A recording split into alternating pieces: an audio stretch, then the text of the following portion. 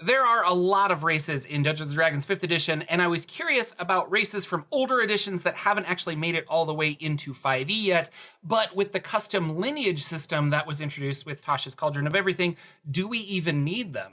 Let's talk about it.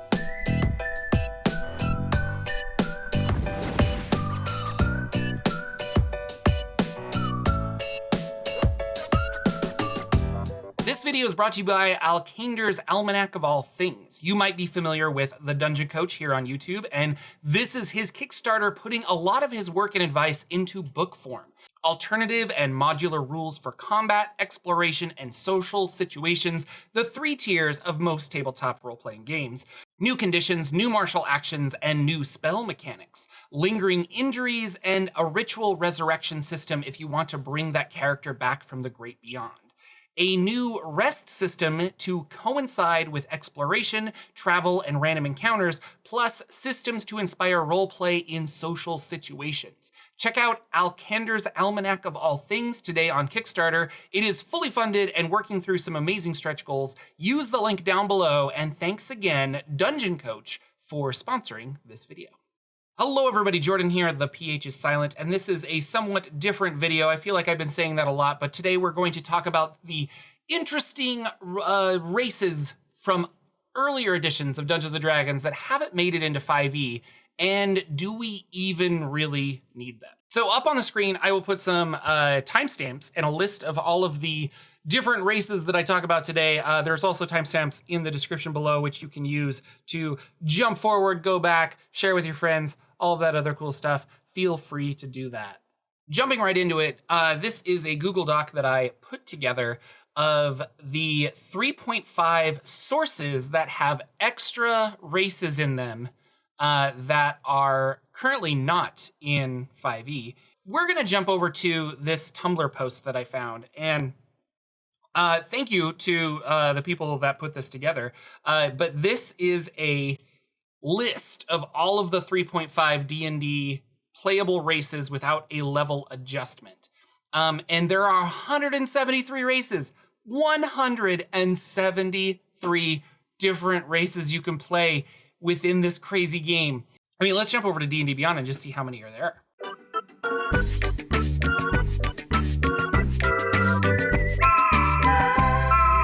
So 43 different races for 5e so far. 44 if you count the custom lineage that you can create, and 44 plus 5 here, so 49 if you count the Unearthed Arcana races that we don't have yet. That's not 173. So let's go through some of these and the 3.5 supplements that they're in to see if they need to be in 5e, or can you build them with the custom lineage options? So in this screen, I've got the website open over here, and we have our 3.5 supplements in PDF form on the left side here, or the right side, I should say. And so right off the get-go, I want to talk about anthropomorphic animals. So over here we have weasel, toad, raven, rat, monkey, lizard, and bat. So some of these we don't have, but some of them we do. We can have the raven as the, oh, I just forgot it, the kenku. We can have the lizard as lizard folk. This is really interesting. So I jumped ahead to this table, and we have an anthropomorphic animal for just about all of these. You can be camels, you can be owls, lizards, ravens, rhinoceros. You could do your Ninja Turtle game with Bebop and Rocksteady. It'd be really easy with the boar and the rhino, I believe. That's crazy. So is it needed in 5e? Probably not. You could probably make it with the existing mechanics, but I wanted to point out. All right, the next book I wanted to point out is Sandstorm. A lot of these books came out for 3.5 that are just like how to run this type of encounter, and I kind of missed these books because they were pretty cool. They gave you like some player options, but it was also just like, yeah, if we look at this, we have supernatural waste hazards, so black sand, and a fey oasis, like really slumber sand, that's cool. Slip sand. Anyway, really neat stuff. I wish they would make more books like this again, which is just kind of a creative, like, here's how to run this type of encounter, or this type of terrain, I should say. Second on our list here is we're going to talk about the Asheratis. They are a desert alien-looking kind of race that has glowy skin and can burrow into the sand. I feel like you could remake this easily with a Earth Genasi, but they are unique. I just can't find out where they're really unique to, other than you can kind of just, like, it's not an Eberron thing or a Forgotten Realms thing. I think this is just, they wanted a new race that can dig through stuff. Also, the Bukas are the goblinoid version of that, and they're just like desert goblins, but we're gonna move on. This is the next one, the Darfellan, and they're in similar Sandstorm. This is a similar book about oceans and what have you called Stormwrack.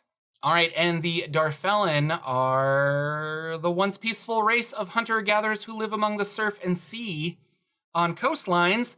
Then the Fire Nation attacked, or the Sahagwin discovered them, beginning a century-long struggle that almost ended in the extinction of the Darfellan race. The remaining Darfellans are brooding wanderers who crave the chance to exact a final measure of vengeance against the Sahagwin, who wiped out their kin. Again, we have so many water ones, you could do this with a Triton just as easy. This is from a book called The Magic of Incarnum, and this is the Duskling race, which I thought was interesting. Dusklings stand about as tall as elves, though they are far more robust. They average about 5 feet tall, 120 pounds. Their skin is steely blue-gray, and their hair ranges from light blue to darker shades of blue, gray, and black. Their eyes are deep blue, emerald green, or purple, and they have a wild, feral look about them. Their hair grows long and unkempt, and their faces are long and somewhat vulpine. The men grow long, full beards. So what do you think? Do you just reflavor a GIF or Gith, or do you use Dusklings? So something I do miss about a lot of the earlier 3.5 and what have you are things like this. We have an Arctic dwarf or an aquatic dwarf, and just environmentally changed creatures. I've always liked the idea of nomadic desert elves, and there's no reason you can't build that with Tasha's by swapping out some proficiencies and things like that. But like the whole idea of them, Cholton jungle dwarves, we kind of saw those, but it wasn't a playable race. But yeah, so this Unearthed Arcana supplement from 3.5, not playtest material, has things like the Arctic gnome and the aquatic gnome and the desert gnome and the jungle gnome. So a lot of fun stuff. So we have aquatic dwarves, and basically you're just giving your swimming speeds to things like that, water breathing. But it's kind of interesting. I like the idea of it, especially, can you imagine if the Arctic, if Icewind Dale came out and we had a Arctic dwarf subtype that you could play? Like, that would be a lot of fun. And maybe with the drow changes we're gonna get, we'll see more of this stuff. Yeah, here we are, desert elves. And the desert elves follow nomadic lifestyles. They herd horses, cattle, and goats across the sands, sleeping during the day and working or traveling at night. Their wandering takes them many places and puts them in contact with many cultures. As a result, they are welcome everywhere for the news and exotic trade goods that they carry. Which is funny, because a lot of these, you're building a regular elf, and then you slap some like desert weapon proficiency on it. I can see why we don't have this constantly throughout 5th edition, because there's really no need, especially with Tasha's. I feel like this one is going to be a letdown because it's going to be tieflings, but let's take a look. All right, so we're talking about the new race Hellbred. Sometimes the soul recognizes the great evil he committed in life and truly wishes to repent. Most of these unfortunates become specters that haunt Dis, repenting only as they realize their true fate, but others ascend to the heavens, having sought forgiveness before it was too late. Hellbred fall in the middle. They repent in the moment before their condemnation to hell, yet too late to find salvation. The lords of good and justice, suspicious that the condemned soul merely seeks escape for selfish reasons, instead reincarnate the individual to give him one last chance at salvation. This is a cool concept. In exchange, this newborn creature called a Hellbred gains impressive powers to better thwart the minions of hell and maybe in some way prove his worth to the gods of good to gain clemency. The Dukes of Hell do not forget those who have escaped their clutches. A Hellbred faces a difficult path to salvation, but he fights in the name of justice with unmatched fervor. That's interesting. So your physical form is that of a humanoid with dark, red, smooth skin, or sometimes green scales. A Hellbred usually has horns. They might have a single horn. They might have a pair of short, stubby horns. They might look like a tiefling is what it sounds like. Yeah, I like the idea of this, but I think I would just reflavor tieflings for my campaign. So we're going to say we don't need Hellbred. Come with me now to the Forgotten Realms as we check out the Underdark and the Deep Imaskari. Oh, so here we have actually quite a bit. It would be cool to play a Kuo-Toa. We have Snurfeblin. And it would also be cool to play this Deep Imaskari, which is the Imaskari wizards that hid in the Underdark. And I wanted to bring this up and show you a picture. This is so the first one here is the Chitines? Wait, can we listen to it? Is there a, oh wait, here. Chitine. I was way off. Thank you, Matt Mercer. So yeah, these are, this is the Chitine, and this is like a spider-like race that, there was evil-inspired magic, and their ancestors were humanoid, but they were enforced into slavery with the drow, and now they're their own creature, but they're these weird, four-limbed creatures. They're so cool. This would be an interesting fun race to play. Deep Imaskari. The Empire of Imaskar, the lost one, the early humans of other stuff, they live now here. It looks like they just are humans with low light vision, really easy to do. So another racial trait that we could play is the Grimlock. Grimlocks, and I had to look it up. I didn't know what it was. So a Grimlock is humans that have been underground for so long that, or some kind of humanoid, I should say, been underground for so long that they've lost their sight, which is why he has no eyes here. So, but you have other senses to move around. But this is a monster in 5e as well. Really cool. But yeah, +4 strength. That's crazy. Not balanced for 5e, but you know. I do like Kuo-Toas, and I think this would be a fun character to play. And I was surprised because we have so many creatures like kobolds and goblins and Duergar, but we don't have Kuo-Toa, and with Out of the Abyss, I was very much expecting some Kuo-Toa. A Kuo-Toa's body is shaped like that of a short, pudgy human, but his slender arms and legs end in broad hands and distended feet that resemble flippers. They have a faint odor of rotting fish. It's just really cool. I don't even know what class to play with this. Well, I'd definitely be a cleric. I mean, they're crazy god. Oh, it is in here. I was like, is it even in here? One of the most revered guards of the Kuo-Toa is Blibdulpulp, the Sea Mother. But they are slippery. So you could combine probably the Grung. Here we are, Serpent Kingdoms of the Forgotten Realms. The Muckdweller is a tiny, monstrous humanoid. We don't have many tiny classes or tiny races in 5e, if any. Can you be a sprite? I don't think so. Muckdwellers are bipedal amphibians that dwell in swamps, marshes, and mud-bottomed bodies of still water. Many serve Kuo-Toa or lizard folk tribes, surviving on the periphery of such societies and venerating their gods. Oh, and here we have a picture. So there we go. Muckdweller. Ah, the Muckdweller. Is he in 5e? Let's look. Gosh, guys, there's no Muckdweller in 5e, according to D&D Beyond. All right, let's check the Planner Handbook and look at the Neraphim. Mephling? That's what I want to play. Okay, hang on. We got Mephlings, water, earth, fire, air. That's basically a genasi, so we don't really need that. So Buommans. There might have been a time when the Buommans were merely human visitors to the astral plane, but now, perhaps hundreds of millennia later, the Buommans are neither merely visitors nor merely human, known to some astral denizens as the Moaning Monks. Buommans dwell in temples and shrines formed by astral debris, which they believe to be the mortal forms of sleeping deities long forgotten. Whether the Buommans inhabit these structures in the hope of awakening these deities or in an effort to ensure that they stay asleep, it is known only to the Buommans. That would be a cool place to discover if you're running around the astral sea. Here we are, Neraphim. A Neraph? PH is silent. A Nera. No, it's not.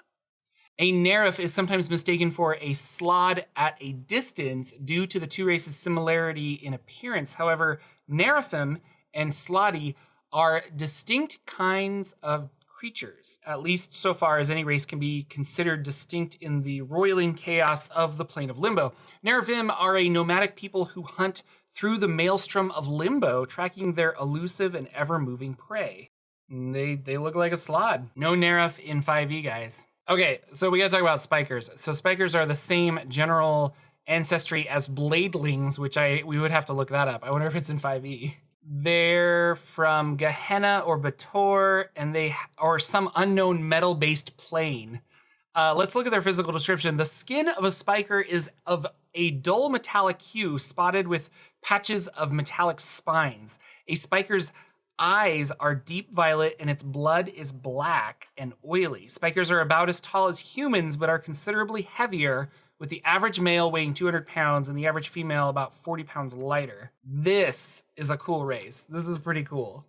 Up next, Races of the Wild. Thank you, author Skip Williams. Raptorians, or Raptorians. The cliff-dwelling Raptorians are avian humanoids who dwell in canyon walls and other precipices. Possessed by feathered wings, they soar high above their desert and mountain homes, using their sharp eyes to hunt for food and defend their home. This makes a lot of sense, but I'm not gonna lie. I was really hoping it was like some kind of dinosaur raptor person. And complete psionic. So this is an interesting race. Jumping over here, this is the last one we're gonna talk about, the Synad. And it looks like they're a psionic race, and you can find them in the complete psionic book. So in truth, each Synad is a group unto himself, composed of 3 fully independent minds that are fused into a cooperating whole. While most races suffer the crushing loneliness of a wholly closed-off mind, Synad's reap the benefits of combined thought, cooperative planning, and multiple viewpoints on each new task or topic. Their threefold minds are called the Overmind, the Collective, and the Oracle. Synads hail from a parallel world accessible through the plane of shadow. The few who dwell on the material plane prefer to forget the world of origin, claiming that monstrosities of the mind roam there unhindered. Far realm? So there you have it, ladies and gentlemen. This was fun. I personally think that we don't necessarily need a bunch of new races. They're always going to make new races because it's an easy thing to do, but build your own race, especially with that custom race that we have the rules from Tasha's right now. Specifically though, I would like a rat race. I would like the Synad to come. I think that's kind of a fun one. And I would like some elemental or regional themed of our regular races. So what would a Arctic dwarf look like? What would a desert elf look like? Things like that. That is what Jordan wants out of this. But what do you want? What race is missing from 5e D&D going through a lot of these? Are you just crazy about those air goblins and you can't get enough of them? Let me know. And I guess the bigger question with this is, like, do we even need this? After going through a lot of these, I don't think we do.